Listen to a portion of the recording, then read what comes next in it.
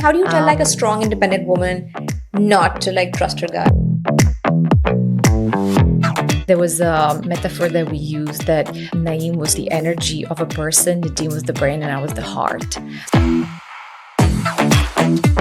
Starting a company is essentially like starting a family. You have to have all those difficult conversations.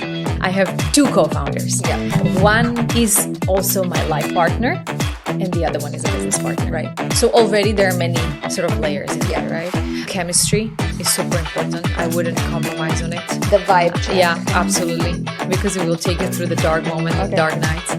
One practical thing that we did, which we called co-founders marriage agreement, we came together. It was at the very beginning where we said, let's explore whether we want to do this together. So we said, what would be some of the key guiding principles that would navigate our relationship? So much could be resolved if we just sort of laid it out on the table instead of just holding it in and just brooding about it. You have to take a little bit of an ego away. As amazing as your synergy is, there must be moments where you're seeing a different end goal. How do you add method to that madness? Hi, and welcome back to She Talks Business with me, your Karachi host, Khizra Munir. And today I have a very special guest. We have Vladimira Briestenska. Well done. Okay, that was perfect. Vladimira is from Slovakia. Yes. Oh my God, I'm getting all of this information perfectly. I'm so excited to have you on the show today. Thank you so much for joining us. Thank you for I having am me. really looking forward to picking your brain. And I'm pretty sure people are really excited to hear about your experiences. And I'm going to dive right into it. Okay. So, Vladimira, tell me, why and how did you decide to establish a business in Pakistan? So I am also, I think there's like a joke around it that till date I have done a number of podcasts and the ones in Pakistan and now also outside of Pakistan, they all start with the same question. Because But like Pakistan I is know. like the last I place you know. think of, maybe potentially. We're just not like a romantic, glamorous place to go No, I hear put you. down roots. I think there is certainly a lot in there that you don't, as a Slovak white woman Yeah. who grew up in the 14,000, we called it a city, but Yeah. then when I came to Pakistan and realized that when 14,000 inhabitant village of sorts, Yes. or there's that joke I always say is the size of a wedding in Pakistan. Yes, oh my God. Yeah. So it does sort of, bring or raise his eyebrows and Yeah. bring questions for people. It wasn't on my radar either. But when I sort of, in my career journey, which was not narrow in any way, it was very colorful. Yeah. One thing that I knew was that I did wanted to live in emerging markets. Okay. And I think that I had that experience before, living a little bit in Africa, not for too long, a few other countries. And then when the opportunity came, which was about 6 years ago, to come to Pakistan, I remember the moment I was living in Prague at that time with my first husband. And I remember sort of getting a phone call from my current husband, who at that time was a business partner. And he said that, look, there's this opportunity to scale a financial wellness business in Pakistan. I know that you care about tech and tech used for scaling impact solutions. Yeah. And you love emerging markets. Pakistan combines all of it. Yeah. Do you want to come? Yeah. And I remember there was a very quick decision. I obviously checked at home how they feel about it. I think they didn't know how to feel about it because we knew very little about the country. Yes. But it felt good down there in the guts. And how do you tell like a strong, independent woman not to like trust her gut? That's another thing. Yeah. Yeah. So I followed it. Yeah. And I came, and it was a very quick, I would say, love affair in all lenses. Love affair first with the country and with really why I came, with the purpose of building a business.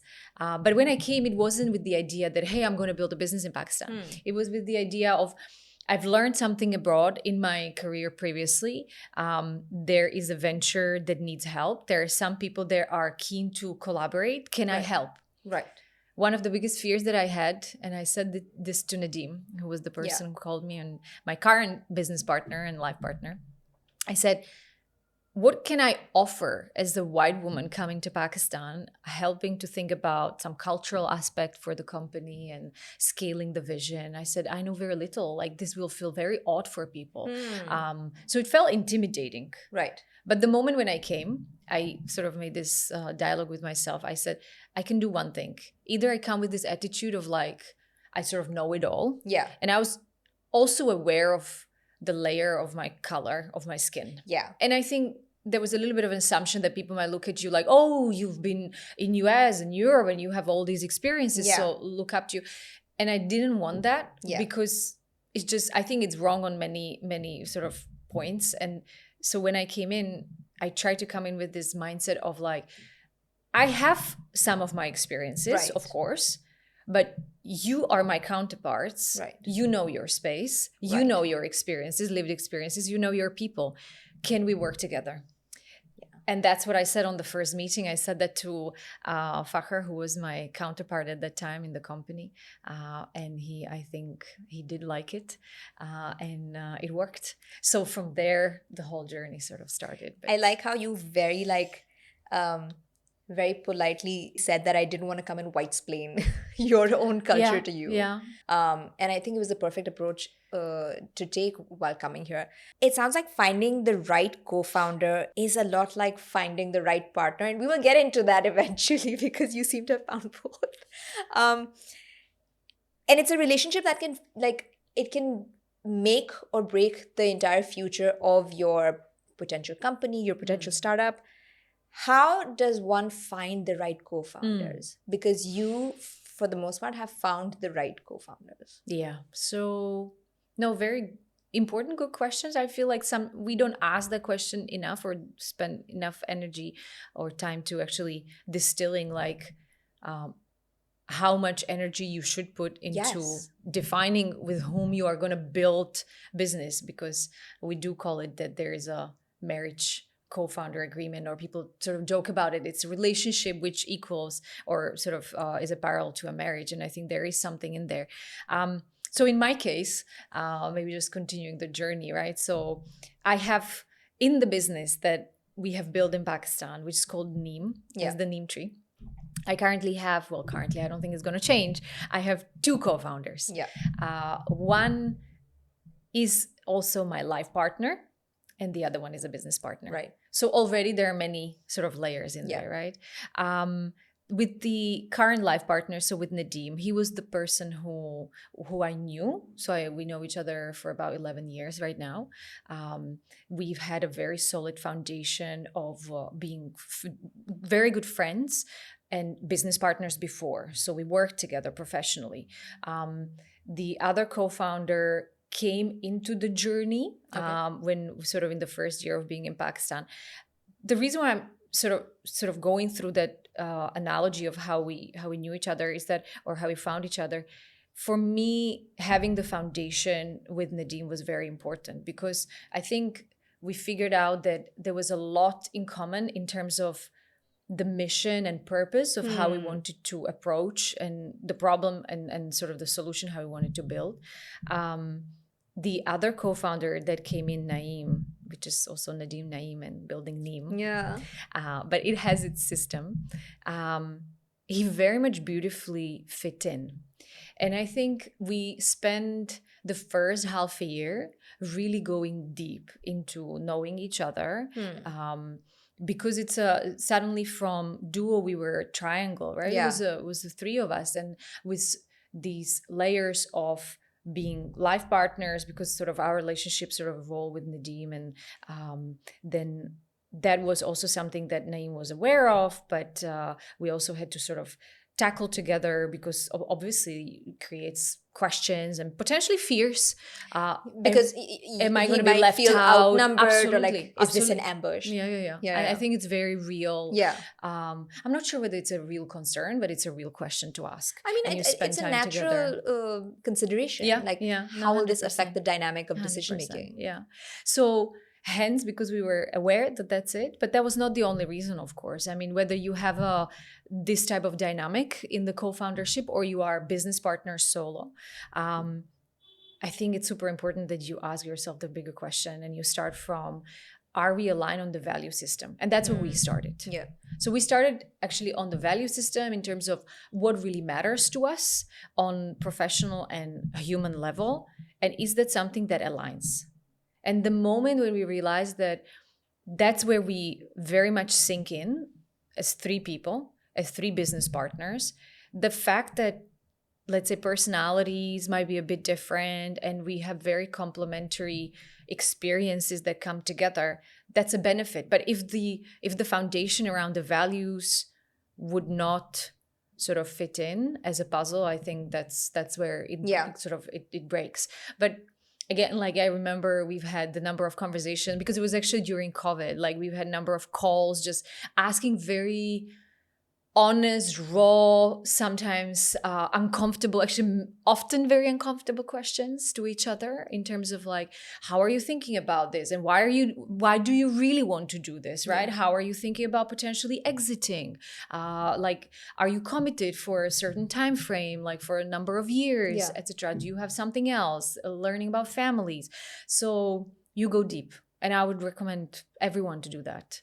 Not just sort of being like, hey, you want to build this marketplace? Yeah, I want to. Let's do it together. Yeah, because with starting a company is essentially like starting a family, and you have to have all those difficult conversations. So tell me, there's three of you. What dynamic does each person bring to the table? Like, there's one is the sort of one is the peacemaker, one is the antagonist, or I mean not even antagonist, but one person is like the really like go-getter, one is the let's take it slow, one is the let me just mediate and bring this together.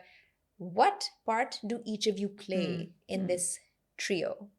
So we do have some of these characteristics, but at the same time, I think what I really love about us is that if you ask this question to any of us, I think we would probably answer the same way, is that we really hate to be boxed. So we are very fluid as a trio, as people. Okay. So what I mean by that is that one of my co-founders or myself, I can take a role of being the glue and being the peacemaker, but also taking the sort of in another setting where needed. I take the role of, okay, here's the masculine energy. Like I leave the feminine, which is nurturing and bringing team together. Yeah. I use that in a different setting. Yeah. And the next one where the masculine is needed, let's say with a conversation with an investor, which is difficult, then I'm there. So we certainly have that. And I think that's something that I really enjoy about all three of us. But in terms of maybe the different traits, because there is a complementarity, I think if I speak about Neem, he comes from very much deep spiritual world, and he brings this energy with him to the team, and I think that's what the team really reflects also a lot about him, and the vibes and energy. So when he comes in, the room really lights up, and he's somewhere in the clouds, and that's where he's thinking, and it's a big picture, and he just sort of he allows you to forget often about the daily struggles and sort of think about the bigger perspective, and that there is something bigger than yourself. And that's really beautiful. And then there's Nadim, who comes with this very strategic, product-led, tech-led mind. And he has this 35 years in financial services. And he's been an investor and philanthropist and an entrepreneur before. And he comes and he's sort of a cutthroat in one way. And he's, in that way, very practical as well. Whilst he's also strategic. But I think already very different energies together, right? And then I think my energy, if I would say as a complement to those three, is it probably comes from the place of nurturing and bringing things together. Yeah. Because I think that's what we also understood, that's what we needed. And a lot of the foundation for us at Neem, that's where it starts. It starts from the human element. Yeah. And I bring that into the conversation of any kind or into the dynamics. So I think there was a metaphor that we used that Naeem was sort of the energy of a person, Nadim was the brain, and I was the heart. That's sort of how we used it. Oh, that's perfect. You've actually like captured it perfectly. So tell me a little about how Neem works, Mm. what exactly Neem's mission is, and what it aims to sort of achieve. And then based on that, how did each of you decide what role you would play in Neem? So the vision of Neem is to help sort of bridge the financial inclusion gap in Pakistan. We do it in a quite unique way, which is that we support other digital businesses in Pakistan who already have thousands and millions of customers. Sure. And that's across, you can think about healthcare, education, logistics, any industry. And they want to start providing financial services or financial wellness products to their end users, so their consumers. So our financial wellness products, whether that's payments or lending, is not provided to you as an end consumer. You would not see a Neem marketed anywhere on a billboard or anything. But you would use Neem products, for instance, when you use a certain mobility app or a certain telehealth medicine app.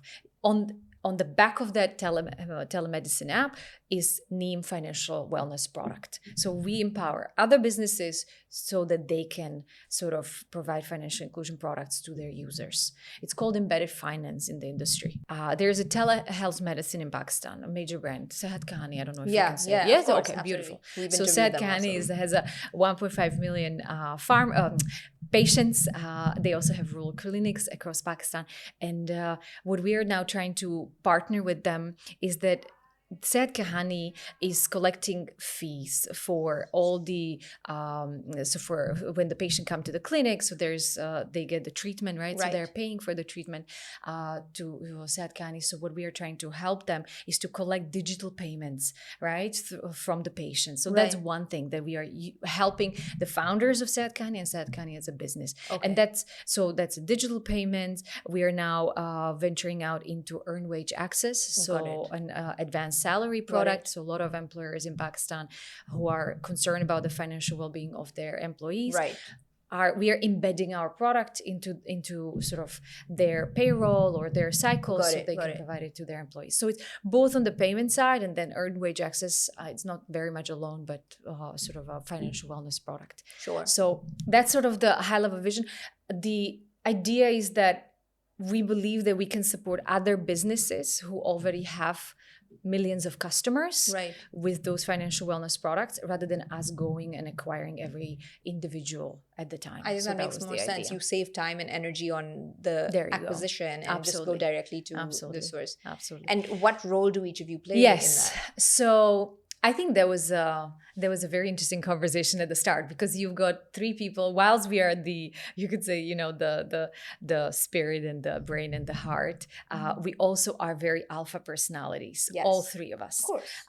So when we were defining the roles, I think at the start we went back into, hey, what do you know, right? Like you sort of look back into your career and your experience previously, and that sort of naturally sort of leads you towards some boxing. So I think at the beginning, I took the area around people because that was something that I was good at. I've done before. Neem sort of took, because he knew Pakistan really well, he took the area around partnership. Nadeem was sort of always around the product and tech. So it was quite natural division. Okay. However, over time, and that's when I think it got really interesting, is that we started realizing that one, it's more fluid. So whilst we have leads in certain areas, we kept those. There were edges which become more fluid. And what I mean by that is that you realize that, for instance, if I use my own example, I never really wanted to be boxed within a space of just, hey, this is just the people area is my area. I wanted to go a little bit more towards the product. I was always interested in the governance and, let's say, investor relations, and even though those were new areas, and that required for us quite a lot of conversation because we started stepping into sort of areas that we defined for ourselves at the first place, and that was I think one of the first time where we also took external help to help us sort of mediate the conversation in terms of to say it's okay to reshuffle. And what I mean by that, to reshuffle your roles and responsibilities a little bit, play with it, even though you might be already maybe 2 years into the business. Okay. And I think that's something that I've seen with many co-founders or founders in general, is that sometimes we feel that I take a role of a COO or someone takes a role of CEO whilst they're, let's say, co-founder or CTO. Some roles are maybe more natural, like CTO for a lot of people. That's sort of where they stay for long term. But some other roles, people venture out of those or want to explore something else, and it only happens over time. So I think often what I've seen is that we get boxed within a frame and is like, okay, I'm COO forever. Yeah. And that's what might feel often very limiting, and it does require sort of a proper reflection and open communication, like even being able to allow each other as co-founders to say, do you think like I could come into the other area? I think I could be good at that. Yeah. So that was important. And maybe it sounds simple, but when you have people who already sort of are settled into the roles, and one of the co-founders says that I might not feel comfortable in the seat, or I want something more or something different, not always that easy. I think that makes sense. And I think that's where, and this is the perfect segue into what I wanted to ask, 3 different founders, 3 different personalities. Nadeem is a strategic guy. He's the brains. Neem is the spirit, the soul, the spirit, and you're the heart. Yeah. How does that factor into you defining the culture of what your startup is going to feel like as an experience? And I'm very interested to know that, because startups in Pakistan have it's a very polarizing space, because the founders are very like stressed out because you have investors and you're constantly like hustling because you have to keep moving forward. You have to send your investors that proof of concept, that evidence that we're constantly hustling, and that trickles down to your employees also, that trickles down to your teams. How do you and we're talking about like founder wellness also. I mean, I know that we're going to get into that, because that's an area that's important to you. How do you guys decide what the culture of your startup is going to be, or your company is going to be? I think we were very, very clear about, again, the value system that we want to build on from very early on, very like day zero. And the fact that we can sort of utilize this Zen brain heart, that played really nicely into it. Like there was no conflict whatsoever. I think because we are, all 3 of us, we are not first-time entrepreneurs. And whether we've built businesses before, or we invested into businesses, or we sort of supported, let's say through accelerators and stuff, we've seen different cultures, how it works, how it doesn't work. We've had our own experiences. And I remember this conversation at the very beginning where we said that this time around, we want to do it our own way. Yeah.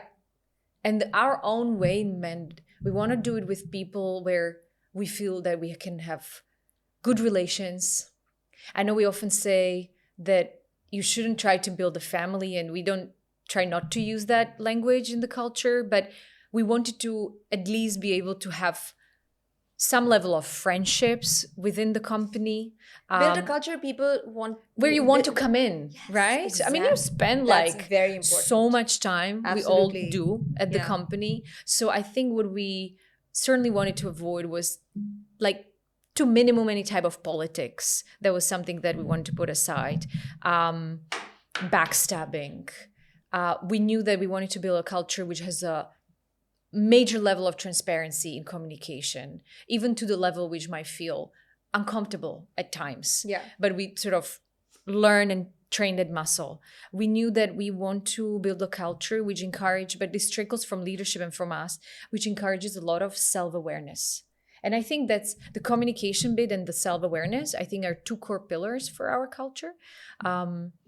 Could you give me an example Sure. of how that works? How that played a part in a decision you guys had to make, or something you had to implement? Very recently, we were trying to figure out what can seem like a very simple element of a culture, but is like timings. Timings for like starting time for our sort of company, right? Yeah. And for our employees. And there was this conundrum, this clash of like, you want to give a high freedom, high responsibility. Sort of that's the leading principle you want to go with. But at the same time, we were seeing the reality, which was that people were, let's say, coming late, and we were questioning, and we were like, how is it possible? Like, we empower people, we discuss it, everyone is clear, we have a clear communication.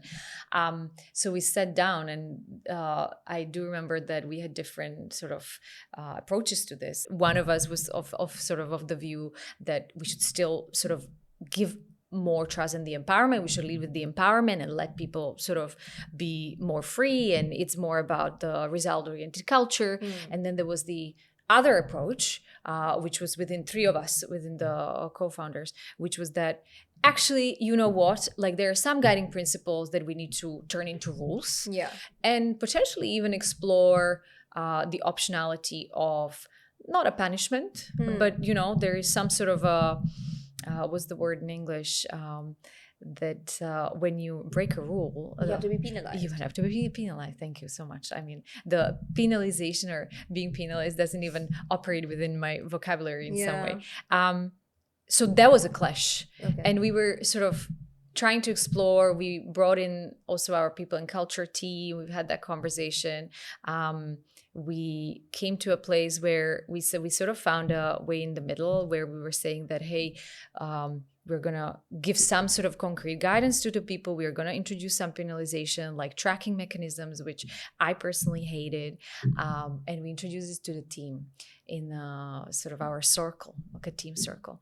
And I remember the team, because actually it was smaller circles, we allowed the team to feedback on the on this new policy. The team had also a variety of different reactions, and they pushed back as well. And I remember that we took it back into the founders room. Not that we have a room, but it's quote unquote founders room. And I remember us it was really within a day to another, exploring together whether we are okay to hear the voice of the team, let go of the sort of a strong voice, which was within the founders, which is that actually, you know what, we should have a strict rule. We should have a penalized sort of mechanism. And we stepped away from it and followed the sort of voice of the team and came back to the team. And we were very sort of authentic and said that, hey, whilst it felt like maybe we propose something to you guys, and it takes also you have to take a little bit of an ego away to be able to come to the team and to say, we are going to follow the voice and we hear you. Exactly. And so all that said, so there was a sort of a scenario, but within that, there was a multiple conversation between three of us where the different energies came together, where the energy of the much more rules oriented and is like, enough is enough, versus, you know what, let's trust our people more. We'll sort of figure it out on the go, right? And there is something about the empowerment. That was really interesting. And it was a push and pull. Yeah. I think what it also requires is a big level of trust that sort of happened at that time, that one of the co-founders then said, okay, I hear you guys. I've heard the team. I let go. And I think that often if you don't work on yourself, maybe that's the principle of self-awareness comes in, that if you don't work on yourself and you are not able often maybe in that situation to step away and to figure out that you do have two other co-founders and that you have a voice of a team, often founders just push through, or it's the ego that pushes through, right? That makes sense. So I think it's that questioning the ability to push and pull within each other and be very raw and honest and say, hey buddy, maybe now you are not pushing from the right place of, but also being able to get onto the same level as the wider team and understand their perspective and or be even within the co-founders conversation being the representative of that voice, right? If sometimes we forget about that voice, so that's also what comes into the play. It's so interesting. You've told me the different dynamics of all three founders, and when you were telling me this anecdote, I was constantly like, it, or who did what? It's probably Nadeem. So that's let that for listeners too. I know. So that's the fun part. Like I can see people trying to figure it out. As amazing as your synergy is, there must be moments where you're seeing a different end goal, or you're seeing the journey to that goal differently. And so how do you sort of add method to that madness? So you know what? I mean, we have much less to any type of conflict on or tension on the bigger vision. And I think that's because that's really where that was why we started at the first place. Yeah. And we very often we have opportunities, but we also remind ourselves that that's why we are here. And it's really driven by something bigger than ourselves, by impact. However, sort of it might sound, it really is truly for three of us. So when we have founder retreats, founder forums, something bigger comes out, or investor questions, I never have doubted that the answer about the bigger vision would be different if I say Nadim or Naeem. That sort of always has been strong alignment between three of us. The piece where more, let's say, tension comes in is the how, is the path. So the why stays. We're very clear about that. The how we get there, that has introduced many more. How do you figure that out? Because I think what I'm trying to say is that you come from a whole different body of experience. Naeem comes from a whole different body of experience, and Nadim also comes from a whole different body of experience. You guys probably see the path differently, and each path is probably legitimate and valid. How do you then zero in on which path to take? Yeah, I think there are two things. One is hours of conversations. Yeah. Hours. And the pros and deep cons? dives, definitely. We bring in also, so one, we bring our own voices, and we create a very protected space to have those deep dives, to have those explorations, to have those conversations. It's not something we fudge. The other thing is that we also learn to understand who leads where.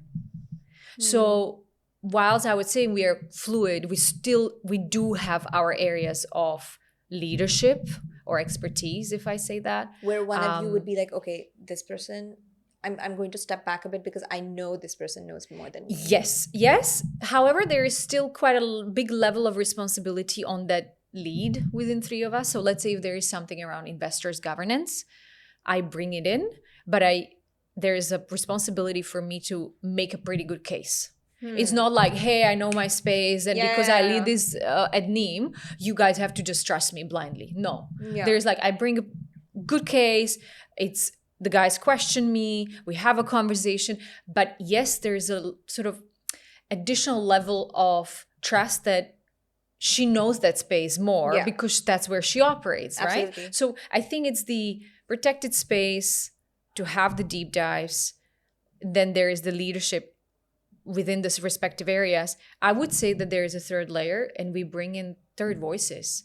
We've been lucky over the years that we have built a pretty amazing network of advisors, and they, as well as investors, actually. I mean, we touch wood, it's more often is not the case that investors become also sort of your advisors, and very authentically. Also, although it does appear like that would be part and parcel. I mean, I wish that would be the case. Really? I think in most cases the investors are rather the stressors for a lot of founders. Really, I feel like from my experience of like my layperson experience of watching Shark Tank, and like them sort of investing the sort of consideration of the founder in choosing an investor or choosing one of the sharks is how much good advice can I get from this shark? Sure. So.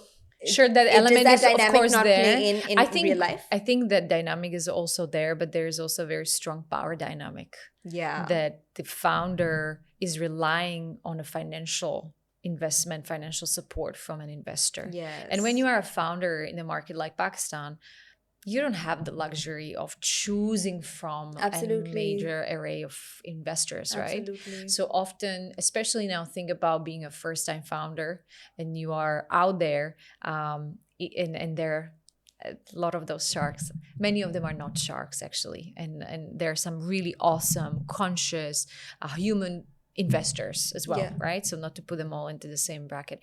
But yes, I came across, even as a serial entrepreneur, as someone who's been in this space, I've came across of situations where we talked to an investor and the investor made my CFO to his chewing gum literally dissolved from stress during the call. Wow. That's how bad the call was by the investor, like how rude he was, how aggressive he was to us. I couldn't believe it. And it happened in the last, it was like 3 years ago, 2.5 Wow. years ago. Yeah, that was a big one.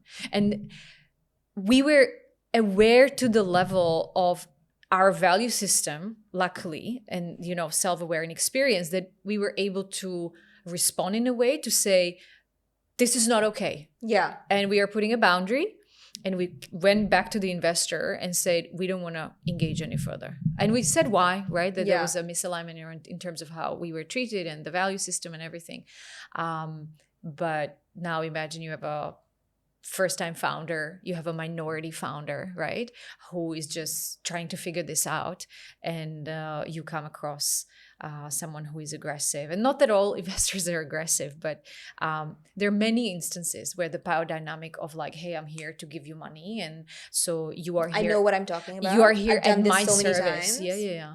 I've been told that you should be happy that I'm giving you my time. Yeah. And I said, but this is a two-ways relationship, right? So not always easy, but I know we sort of deteriorated a little bit into this space. I could speak hours about the dynamic of investors and founders. I feel like I think what I'm curious about is, I think in situations where there are 2 or more founders, I don't think everybody gets as lucky as you probably have gotten in terms of having people that you have that chemistry with, that you could communicate, the open communication. So if someone were to approach a situation like that, are there any frameworks that they could approach in sort of establishing a good work relationship, but also one that is effective but has boundaries and is respectful? Yeah. How does that, like in technicality, Yeah. how does that work if like you're not sort of vibing together? Yeah. But you are the right people for this. But I would say if you don't vibe with someone, probably not the right co-founder. Yeah. Yeah. I mean, it's just because you're going to spend so much time with the person and it's going to be tough. So it depends what people understand under vibing with someone. Yeah. But I think if the chemistry doesn't work, similar as in your relationship, when you're looking for a partner, like if the chemistry is not there, even though on the paper, you might be beautiful, like pair. Yeah. I don't think would work, right? But what about in a place like Pakistan, where again we acknowledge that there isn't a lot to choose from, and you found someone who is willing to be your co-founder because you both know what you want to do with this product or this tech solution or the solution you're bringing. Yeah, no, I hear you. You're both really important and valid, and I've seen this. I've seen this like toxic marriage of like 2 co-founders who are like thriving and perfect and like killing it, but like just their dynamic together is just like mom, dad. But maybe you said it, mom, dad vibes together, right? Yeah. But the fact that maybe it's more of an Italian household, okay, that's their style, right? Yeah. But I think some level, I think I'll come to actually answering your question, because I think it was a brilliant question in terms of like, is there any framework, right? But I do feel that the alignment in terms of first of all, on the values, and then some sort of a level of chemistry, I would say it's sort of a must. Let's say that's the 0 level. Yeah. And then you build on it, right? So one thing that I really would like to sort of maybe unpack a little bit was a practical thing that we did, which we called co-founders marriage agreement. Okay. We renamed it later to co-founder relationships agreement, just that we are actually, because a therapist, we'll get to this, told us that maybe it's not a marriage, you shouldn't use that concept. But anyhow, so we came together and we said, it was at the very beginning. It was during the first 6 months of the relationship where we said, let's explore whether we want to do this together, and we can, and we fit together, right? So we said, what would be some of the key guiding principles that would navigate our relationship? And actually, if you don't mind, I took it with me. I have the phone here because I wanted to actually even read some of that areas for you, because I think it's pretty awesome. And do it. We established it like over more than 3-4 years ago, and we still come back to those. It's like your Bible. Totally. And we signed it. Like literally at the end of it, we said we are all committing to this, and we have it signed, and we have it on our Notion. Married, the stamp. But so some of the areas that it talks about is, for instance, we talk about the communication, right? So here's an area which says frequent and honest communication. But we are specifically within it, we are saying that, for instance, we come up with issues before they rise up to a conflict. Okay. So we know that we are expecting from each other that if I felt uncomfortable by my co-founder doing something during a meeting, rather than me bottling it inside, I'll find a way, even though, again, it might be uncomfortable for me to address the other person, right? Because that might be, let's say, my weakness, not necessarily, or not strength. We commit to each other that we will bring it up before I completely freak out on another meeting. And the root cause might be, let's say, something that happened 2 weeks ago, right? So that's sort of one principle that we commit to. We commit to each other for regular, honest, and candid feedback that we give and receive to each other. Simple. And we practice this. Then we ask ourselves, after we sort of sign those principles, that how do we do this? So we went into operating principles, which I tell you about. But the other areas which are really interesting, for instance, is business before the ego. So what that means is an area, we, for instance, said that we ruthlessly pursue self-knowledge in order to show up more balanced and self-aware in the co-founder relationship. So what we, for instance, said to each other is that there are certain things that you might, let's say, bring from home or from your past. Baggage, there you go, that you need to work on. Don't bring it always on the table of the co-founders. It's okay. It is a safe space, but there are also boundaries. I think we understood that we are not each other's therapist as well. Absolutely. We hear each other. We are there for each other. And that's another principle, that we support ourselves on a personal level as well. But there are boundaries. And there have been cases where we said, I hear you, but I can't help you with this. And we recommended to each other, maybe it would be useful for you to get support somewhere else, and then come back and let's see whether you are in a better place to actually address the issue that we are trying to address together as co-founders. Okay. And I think that's super important, because otherwise sometimes the co-founder relationship can be treated as you're going to wash any laundry here. That's not the space for it, right? There are boundaries.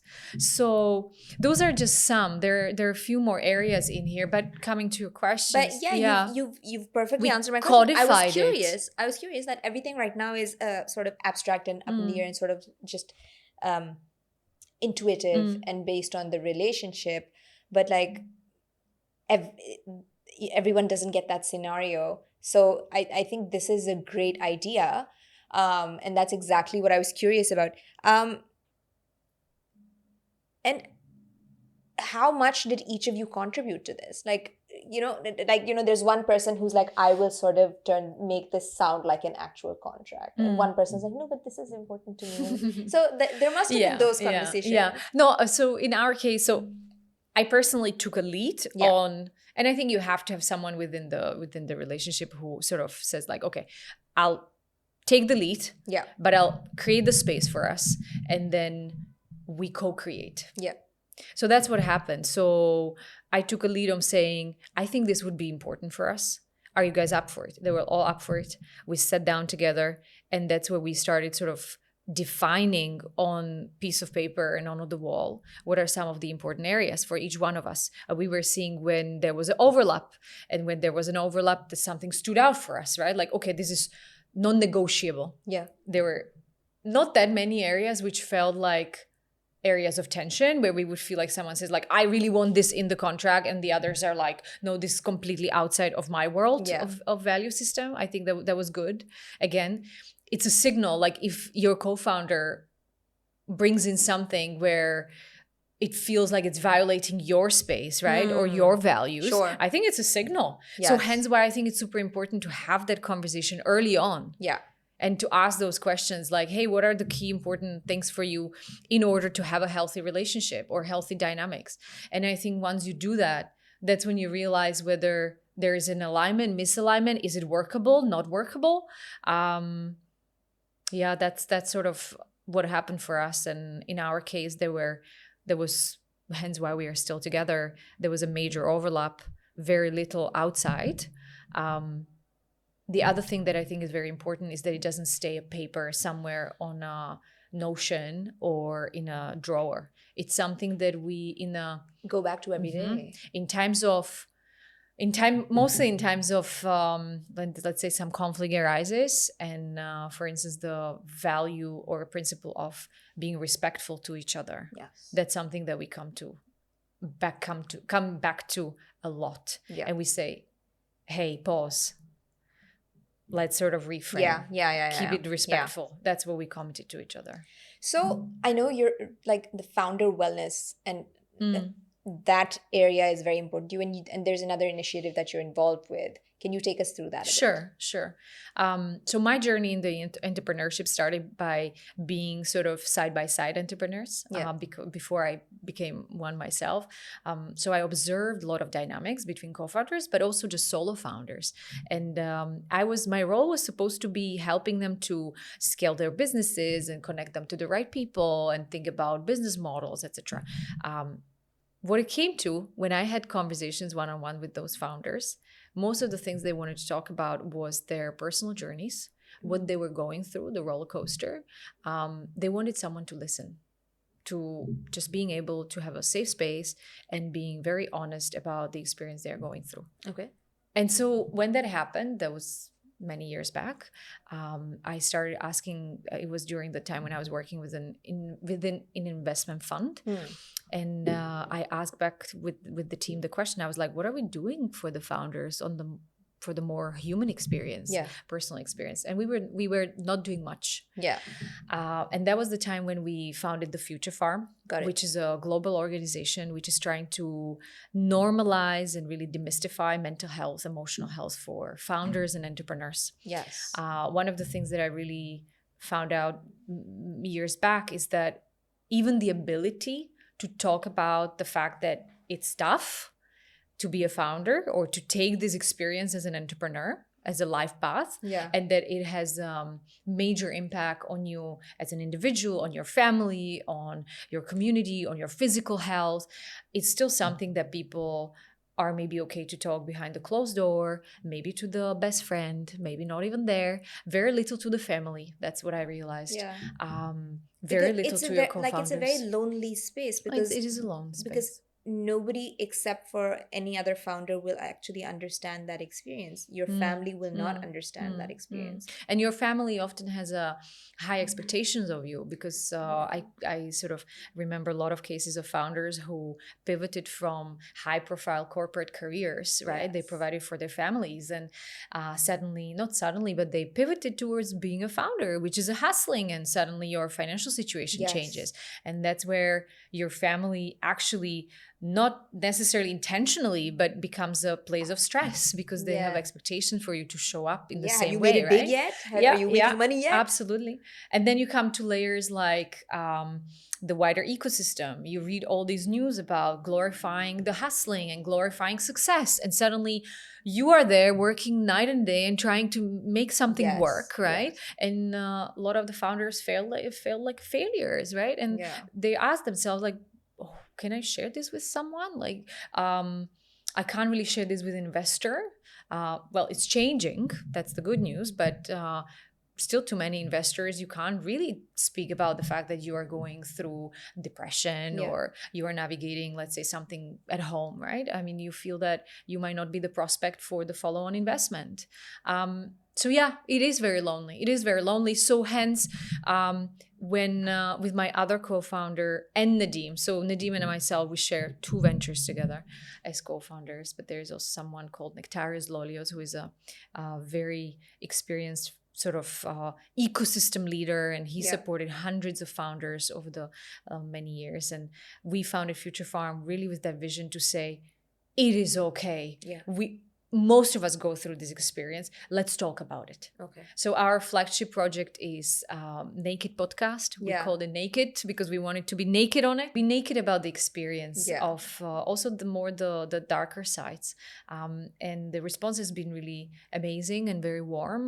We've got a lot of messages regularly from founders from around the world just saying, it helps me to hear that someone else is going through a similar experience. Yeah. And we do talk also about the tools and the toolkits that people can use to navigate those situations. It's not hopeless. Yeah. Yeah. And so in terms of sort of actionable things that the Future Farm does, like that whole support system for founders, how do you make it actionable? So as a Future Farm, our mandate is really raising awareness. Yes. So we are just one player within this wider set of other actors that Got come it. in, right? Got it. But what we do talk about is that, let's say when a founder talks about the experience of like how, let's say we had a founder who was talking about exit and how there is a big expectation around when you reach an exit and it can be a successful exit of your business, right? Financially, suddenly the founder fell into massive depression and complete loss of identity. And there was this expectation that when you sort of walk at the top of the hill, that's when all the glory comes, right? Yeah, And you should yeah. have found yourself finally. And the founder was saying, that was sort of one of my lowest moments and I didn't know what was happening. Yeah. And so basically we go through the experience, we help other founders to potentially relate and not to feel lonely, that hey, something like this is okay and happens.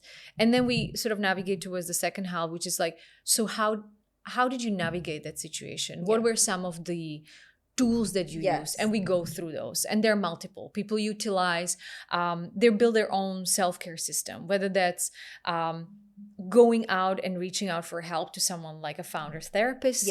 And that's a role that now is much more available, accessible to founders, to have someone with whom you can talk and who is experienced to take you through that experience and provide some guidance.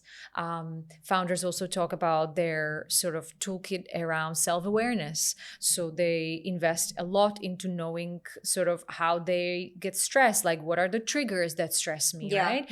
How do I energize on the other side, whether that's easy things. Some of them are very small. It's like having a walk regularly during the day, meditate, good physical sort of health, take care of your physical health, have a good sleep routine, have a support system of other founders, for instance. Out of all the people that we listed, where you feel like I can't really share with them my experience, other founders and people who have a shared experience, they, for most of the entrepreneurs, form a strong support system. So they go and they say, hey, I'm going through this. How did you navigate this? So that's also sort of the toolkit part, and we try to raise awareness about it. We put it out there to the world. We write certain blogs about it, but it's really about self-awareness and raising awareness and normalizing the fact that as a founder you can struggle. Because I feel like when you reach that sort of, we really put the founder role on this pedestal where you feel like you can't show vulnerability or weakness. So I guess that's about exactly normalizing. Absolutely. So when you do the Naked podcast in Pakistan, how open and comfortable have Pakistan? So because there's so much stigma in Pakistan against like mental health situations, and it's looked at as like a handicap or a weakness. So how comfortable have local founders been in having these conversations with you on the Naked podcast, which is not like behind closed doors, or it's not like you and your therapist and like contractually you can't tell anyone because the podcast is public. So Naked podcast covers global founders. Till date, we had 2 women founders from Pakistan. And they were very brave, brave. And I absolutely love their story. One was a ex-co-founder of Collabs, the co-working, and the other one is a current founder of Smartlane. Fatima Mazhar, right? Yes. And the other one is Fatin, who co-founded Smartlane out of Lahore. They both had a very powerful story, and they were very brave and vulnerable, super vulnerable. That was Right. how they led. But to your question, so we've had two. It was really interesting to hear their experience around the feedback of the audience and people around them. They were saying that there were some people who were sort of a little bit disturbed by the level of honesty with which they share the Really? experience. It was mostly people close to them, so often families. Yes. Like, why do you It's a cultural have to issue. bring this up Yes. publicly? I think it was also really interesting to hear that before they were going on to the podcast and sharing it with their friends, that they're going to talk about this, there were some friends that were sort of discouraging them, really sort of challenging them. Have you thought this through? Like, are you sure? Is this okay for you to go out with this to the public? Because this might potentially threaten, I don't know, your future investment, or it might show you in a different light that you want. You are not that super strong, always strong founder, right? There's also So- that perspective that you've already struggled and fought so many odds to be taken seriously as a woman founder, and to sort of expose your vulnerability would be validating people, be like, see, we said. Might be, but that's why I even more really valued the fact that they Yes. came on Yes, the show, absolutely. and then they promoted it widely, and they stood Yeah. behind sort of that this is authentically what they went through, and they feel that it's super important to talk about it. But I think that generally in Pakistan, because I've been sort of people, the ecosystem or community knows that this is something that we have and we talk about. Yeah. The reactions have been positive, I must say. Whilst I agree with you that it's still early days in terms of normalizing the conversation. Yeah. Whenever I said that we are having those honest conversations, the ecosystem was like, oh, that's great. That's really important. Yeah. Like, they ask for more tools. They ask me further questions. So I feel it's coming probably from a place of shared experience. That's what I'm assuming. So whilst not many people might be ready to come on the show, I think I found quite a lot of alignment around, I know how this feels. So Yes. it's great that you guys doing something. I did, whilst it is not podcast, I've been invited to a lot of events to talk about it. So people are interested. So there's a certain level of curiosity Yes. and level of, that's great. And I have experienced some sort of parts of this myself. So I feel like that's a good start.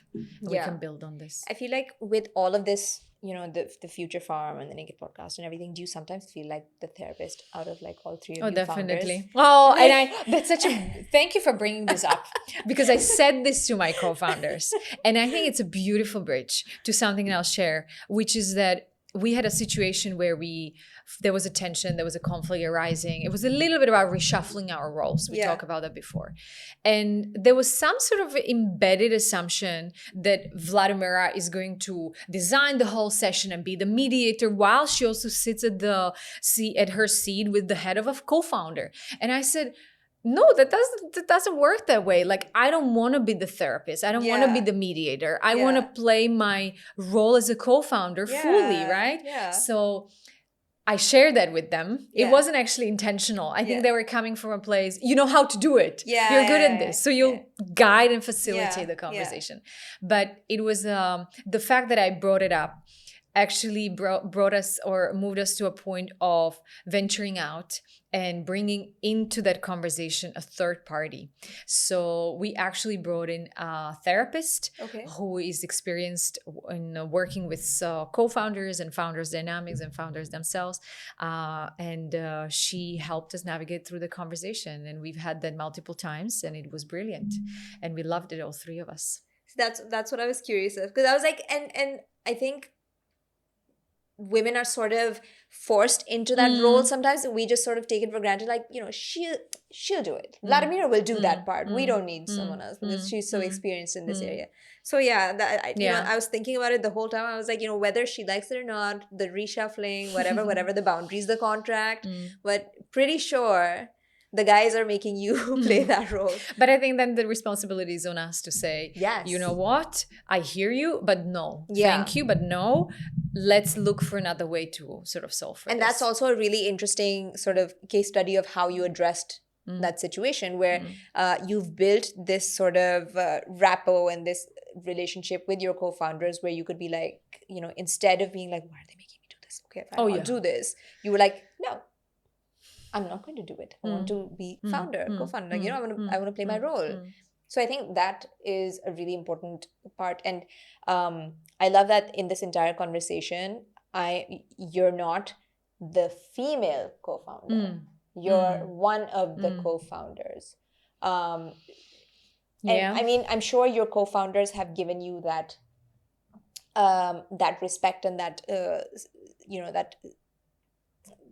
that position. But do you feel a different perception from like the external interactions where like, sure, and especially in Pakistan, like not just in Pakistan, okay, like, and we can be like, do you feel like people are talking to them and you're just like, hello, I'm standing here too? Yeah, many times. How does that like? So for me, I was like, let's start from home, meaning from home as a Neem, right? Yeah. And so within Neem, I feel taken seriously, very comfortable. It's not something that would not require occasional conversation though. Sure. Right? So, but the fact that we are able to have a conversation about when our identity steps in and plays a role. And I think I just want to be also open about the fact that there are different layers of identity that sometimes maybe might discriminate us within certain situation, or put a certain lens by people on us. Gender is one, right? Age. Yeah. I am the youngest of my two co-founders, but I also want to say that they are in their sort of late 50s. Okay. And I remember a situation when other external people looked at them with the lens of, do you have enough energy to do this? Right? Oh, that's whilst we know from research that the founders who are sort of more mature, like in their 45, I think was 45 plus, are more successful founders and stuff. Not that I need to defend them, but I think I wanted to say that internally from home, we've had occasional and multiple conversation about how our identity makes us feel comfortable, uncomfortable, or where that lens is useful, not sort of helpful, and how we would like with each other and with our team to navigate those, right? Now, when it comes to the external world, of course, I felt that, when I step into the room with those two senior men, as a woman, I am looked at differently. Yeah. However, I think it's also important to say that in Pakistan, and we talked about this, I am aware that I'm stepping into the room as a white woman. Yes. And that already opens more doors for me. I had this conversation with another woman founder, Pakistani founder. We were sharing this experience, and she was really awesome in the way that she told me, honey, but when you come into the room as a white woman, they already treat you differently. Yeah. I have to fire like 30 bullets before they see me. Yeah. So that was also like, I was like, I hear you. Yeah. And, here I am. I do remember that in the early days of building the business together and going out for meetings, and especially into, let's say, more corporate environments, being frustrated and literally in the car having this like tantrums for like half an hour and be like, why he didn't look at me, and I was ignored and everything. Exactly. And I do remember that for the guys, it was like, no, but you were there, like you were sort of holding your space. Yeah. Like, why is this? So I had to also learn to find a way to share my experience authentically with them so they can relate, because it is different. Yeah. It has improved for sure. Yeah. I think it's also because I realized for myself, like where are the situations where I really want to push and maybe change the situation. I also gain more, I guess, courage and self-confidence to step up and in certain situations, step up for myself and address it on the spot.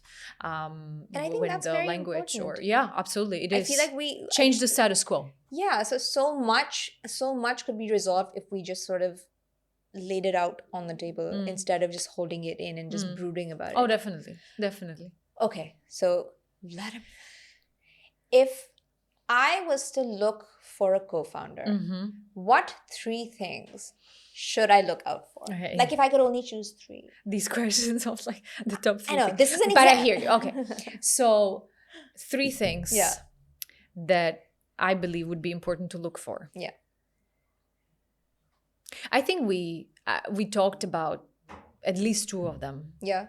which is someone with whom, first let's start with the bigger why, that the reason why you want to build a business, Yes. you can align on that. Mm-hmm. I think that's super important because that will take you a long way. Alignment. I think the chemistry is super important. I wouldn't compromise on it. The vibe check. Yeah, absolutely. Because it will take you through the dark moments and Okay. dark nights as well. And I think then the values, like the conversation about the co-founder agreement and the values, that's it. If you are aligned on that, again, it will build the foundation of the alignment, house. chemistry, and the values. I think that's perfect. That encapsulates everything in terms of like work ethic, how you would approach conflict, how you would approach your relationship with each other also. Because it will arrive. Yeah. But if you have a compass and you are aligned on the how you navigate through it, you will navigate through it. So, you know, when you read about how to find a co-founder, there's always like one should be the tech heavy one should be the marketing brain, one should be the strategy brain. So the more complementarity. So and like even when investors are like, you know, you look up Y Combinator and they're giving you this advice like how you should look for a co-founder. It's all very strategically written down, but is it that straightforward when you're looking for a founder? And is it always so straightforward? Because finding like a partner you have the alignment with, you have the values with, you have the chemistry with, and he's also tech, and he's also like fulfilling the missing pieces. How does that happen? But that's why not everyone is also on that journey, right? Because it's not that easy also to find that complement. But I think if you give me the 4, that would be the 4th one. I think it is important. Because if you have the alignment, you have the vibe and you have the values, but both of you want to lead, let's say, tech. And then there is no one to look after the people, no one look after the business, no one look after the product, you won't go far, right? So the complementarity in terms of like the focus areas, I think it's important. At least with some fluid edges. I wouldn't say that it has to be like, okay, you will forever be the product lead and you will forever be the chief operating officer. But as we said, what works for us is that we have areas within which we lead. And that is super important.